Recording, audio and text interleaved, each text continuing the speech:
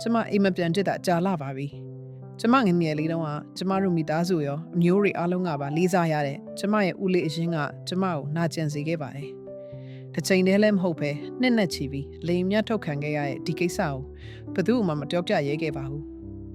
တူတူနေရတဲ့အမေနဲ့အဖွားဦးလေးကိုအရန်လဲချစ်အရန်လဲယုံတော့ကျမကိုယုံမမလားဆိုတော့ကြောက်စိမ့်နဲ့ကြောက်မထွက်တာပါအခုအင်ဂျင်ရဖို့ဖြစ်လာတော့ဦးလေးနဲ့ပြန်တွေ့ရဖို့အရေးတွေးမိပြီးရှင်တုံပန်းတုံနေပါ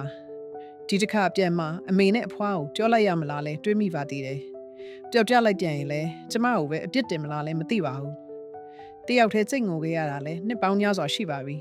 ကျမတိတ်တိတ်ပဲနေခဲ့တော့ဦးလေးကသူတော်ကောင်းရံဆောင်ကောင်းလုံးပါပဲအားလုံးကိုပြပြလိုက်ချင်ပေမဲ့လဲကြောက်တဲ့စိတ်ကိုမလွန်ဆန်နိုင်သေးပါဘူးဒီတိုင်းပဲဆက်သွားလို့မရဘူးဆိုတာလဲသိပါရဲ့တယောက်ယောက်ကိုရှင်းဖွင့်ပြပြလိုက်မှကျမလည်းစိတ်သက်သာရတတ်တာကြောင့်ထင်မှာအမှန်ပါ